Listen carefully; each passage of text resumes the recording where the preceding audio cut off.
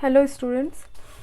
तो बच्चों की क्वेरी है कि जो कंप्यूटर टीचर की वैकेंसी आई है, कंप्यूटर टीचर की जो वैकेंसी आई है बिहार में, उसका क्या मतलब एलिजिबिलिटी है, एजुकेशन क्वालिफ़िकेशन क्या चाहिए, क्या रिक्वायर्ड है और क्या नहीं रिक्वायर्ड है। मैंने इसके पहले भी एक बिहार टीचर वैकेंसी पे वीडियो बनाया है, बट ये स्पेसिफिकली कंप्यूटर साइंस या कंप्यूटर टीचर की जो वैकेंसी है उसके लिए स्पेसिफिक बनाया जा रहा है और क्लियर किया जा रहा है कि क्या क्या आपका एलिजिबिलिटी होना चाहिए, कितने मार्क्स के क्वेश्चन आएंगे और क्या कट ऑफ जाएगा, प्लस निगेटिव मार्किंग है तो कितना निगेटिव मार्किंग है। एक एक चीज़ जो मेन कंप्यूटर वैकेंसी वालों का क्लियर होना चाहिए कॉन्सेप्ट, वो कॉन्सेप्ट क्लियर किया जा रहा है। इसके अलावा जो भी कंप्यूटर टीचर का वैकेंसी फिल कर रहे हैं उनको इसके अलावा भी कोई डाउट है जो रेज हो रहा है, जो इस वीडियो में क्लियर आपको लग रहा है कि नहीं किया गया होगा, तो आप उसको कमेंट कीजिएगा आपके नाम के साथ। एक डिफरेंट वीडियो में हो सकता है अगर वैसा कुछ इम्पोर्टेंट क्वेश्चन होगा तो उसका रिप्लाई दिया जाएगा, नहीं तो आपको कमेंट में चीज़ें क्लियर की जाएगी।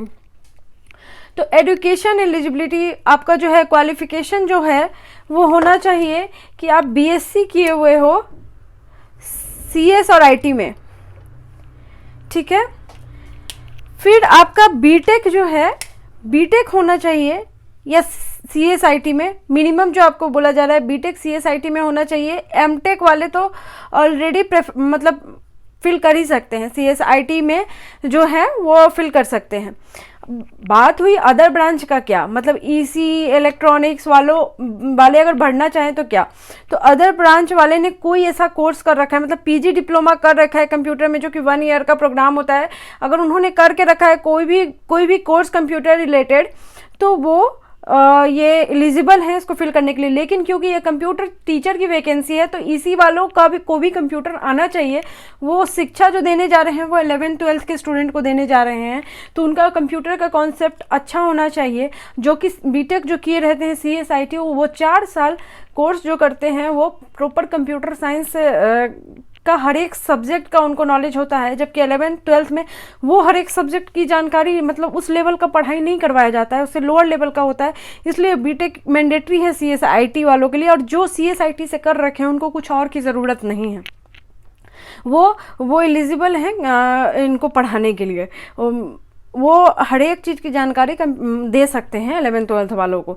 लेकिन जहाँ ईसी वालों की ब्रांच की बात है, इलेक्ट्रिकल की बात है, तो उनको कुछ अदर कोर्स होना चाहिए, पीजी डिप्लोमा होना चाहिए कंप्यूटर में, तभी वो जाकर के 11th-12th के स्टूडेंट को पढ़ा सकते हैं। जो बीएससी किए हुए हैं ऑब्वियसली वो भी कंप्यूटर के क्षेत्र में करके रखे हैं, तो वो भी एलिजिबल हैं। अभी बात करते हैं एनी ग्रेजुएट में हमारे बीटेक सीएस मतलब इलेक्ट्रॉनिक्स वाले भी आते हैं। एनी ग्रेजुएट यहाँ पर इसका सेपरेटली बात किया क्योंकि इंजीनियरिंग क्षेत्र की बात थी। अब बात करते हैं जनरल वालों की, जिन्होंने जनरल कोई ग्रेजुएशन कोर्स करके रखा है, क्या वो कंप्यूटर टीचर के लिए एलिजिबल हैं?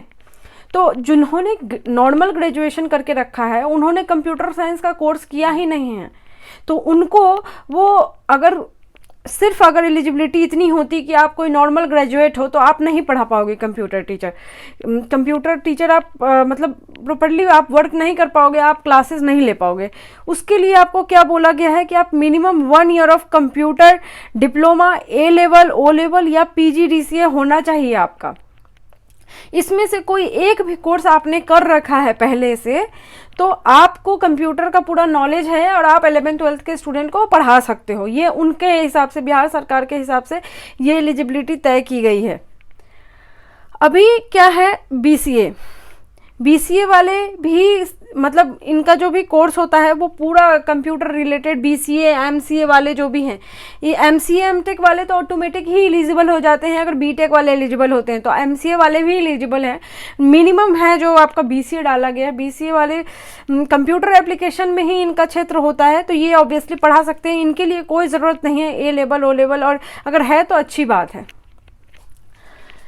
अभी बात करते हैं कि एक और क्वेश्चन है, मैं सबसे इम्पॉर्टेंट क्वेश्चन है जो लोग पूछ रहे हैं कि बीएड रिक्वायर्ड है क्या इसमें, तो मैंने इसके पहले वाले वीडियो में भी क्लियर किया है कि जो लोग कंप्यूटर टीचर के पोस्ट के लिए फिल कर रहे हैं उनके लिए बीएड रिक्वायर्ड नहीं है, उनके लिए सिर्फ इतनी ही एलिजिबिलिटी है।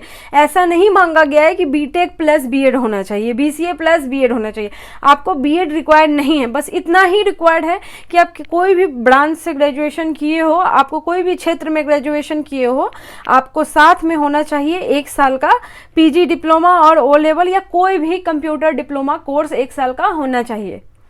मान लीजिए किसी ने डिप्लोमा प्लस बीटेक करके रखा है, डिप्लोमा भी करके रखा है आपने सीएस के क्षेत्र में, तो आप भी एलिजिबल हो। फिर बीसीए होना चाहिए, बीएससी होना चाहिए, इन लोगों के लिए बीएड रिक्वायर्ड नहीं है, ठीक है।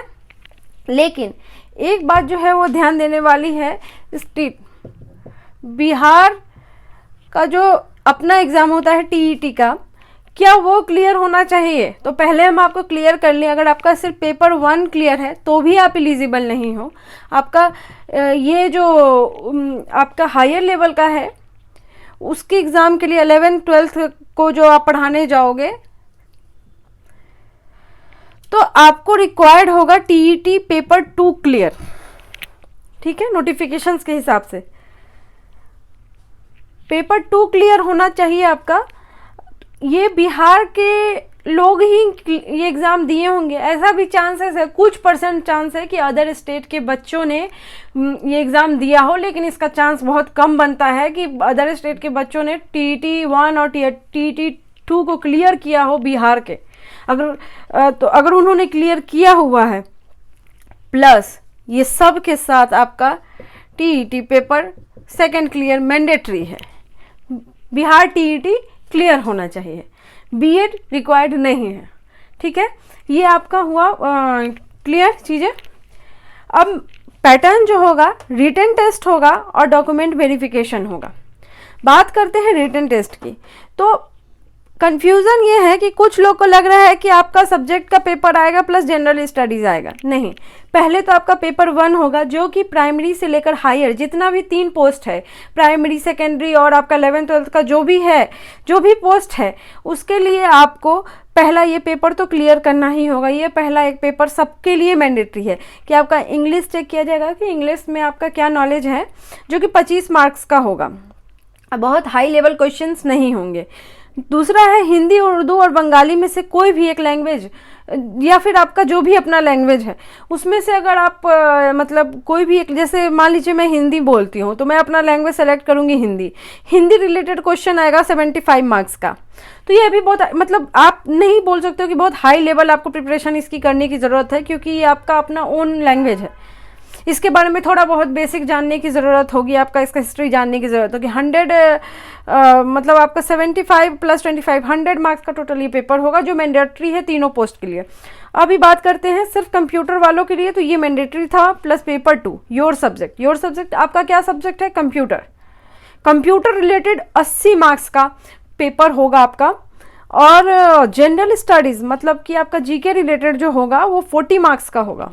तो आपको थोड़ा जनरल एजुकेशन भी, जनरल नॉलेज अगर आपने नहीं प्रिपरेशन किया है तो बेसिक लेवल पे आपको वो भी प्रिपेयर करना पड़ेगा। 40 नंबर का ये होगा 120। अब बात करते हैं हम लोग फटाफट से कट ऑफ की। तो जैसा कि हम लोग जानते हैं कि बिहार सरकार ने कुछ ऐसा किया है कि आपके पास जो भी पोस्ट है उसका 50% पोस्ट जो है वो वुमेंस के लिए ऑलरेडी रखा गया है। उसके बाद बात करें कट ऑफ का, तो जनरल वालों के लिए कट ऑफ 40% रखा गया है, ओबीसी के लिए 36.5, SC ST के लिए 34%, वुमेन्स के लिए 32%। अब बात करें ये क्या है, ये जनरल कट ऑफ है, आपको इतना तो क्लियर करना ही होगा। इसके ऊपर जो कट ऑफ उस समय जाएगा और मेरिट लिस्ट जो बनेगा वो डिफरेंट होगा। क्या पता मतलब जो स्टूडेंट्स हैं वो 90% ला रहे हैं, 80% ला रहे हैं, तो ये लोग जो क्लियर करके भी रखे हैं उन मेरिट लिस्ट में अगर किसी ने 42% लाया है तो मेरिट लिस्ट ऊपर से ही बनेगा। ये मिनिमम है जो आपको क्लैरिटी होनी चाहिए। अब आपको 1/3 निगेटिव मार्किंग है, इसमें निगेटिव मार्किंग भी है, तो आपको बहुत सोच समझ के क्वेश्चन को सॉल्व करना है और कोई निगेटिव अप्रोच नहीं लेना है। जो जानकारी है बस उतना ही करना है, कट ऑफ से ऊपर रहने की कोशिश करनी है, मतलब टॉप से रहने का कोशिश करना है। अब मैंडेटरी वाली ये जो कन्फ्यूजन था ये क्लियर हुआ। अब भी बात करते हैं कि एक स्टूडेंट का क्वेश्चन है मेरे कि वो अगर वो अदर स्टेट से हैं तो वो किन चीज़ों के लिए एलिजिबल है। तो अगर आपने करके रखा है बीटेक CSIT और आपने बिहार का TET का एग्ज़ाम क्लियर किया हुआ है तो आप इसके लिए एलिजिबल हो, आप फॉर्म भर सकते हो। और अगर आपने नहीं करके रखा है तो उसके लिए आप प्राइमरी टीचर मतलब 1 to 5 के लिए आप फॉर्म फिल कर सकते हो एज पर योर मतलब आप कौन से क्षेत्र में कौन से विषय में पढ़ाना चाहते हो उस हिसाब से। बट मेनली फोकस करें तो मुझे ऐसा लगता है कि बिहार सरकार ने ये कुछ बिहार के स्टूडेंट्स के लिए ही इसको पर्टिकुलर रखा है, क्योंकि बिहार TET क्लियर किया हुआ स्टूडेंट इसके लिए एलिजिबल तो है ही। चलिए तो फिर आज के लिए इतना ही। जो भी स्टूडेंट को कुछ भी कंफ्यूजन हो रहा है फॉर्म भरने में, अभी टाइम बहुत कम बचा है इसका, या फिर राजस्थान का जो कंप्यूटर संगणक का फॉर्म आया है उसका भी मैंने वीडियो बनाया हुआ है, अगर कोई प्रॉब्लम आ रहा है उसको भरने में, उसके एलिजिबिलिटी में कुछ भी इशू है तो आप क्लियर कीजिए। और जो बच्चे मेरे NIC का प्रिपरेशन कर रहे हैं वो करते जाइए। अभी अगर आपने साथ में इसको भी भर रखा है तो इसका भी प्रिपरेशन आपको करना ही है। आप जब अपने NIC का प्रिपरेशन करोगे तो आपका ये ऑब्जेक्ट, आपका योर सब्जेक्ट वाला जो है आपका कॉन्सेप्ट वो भी क्लियर होते चला जाएगा। तो NIC को छोड़ना नहीं है, पैरेलली इसको भी लेकर के चलना है आपको। ये हमको नहीं लगता है कि आपको पर डे 4-4 घंटा देने की इन सब्जेक्ट में ज़रूरत है।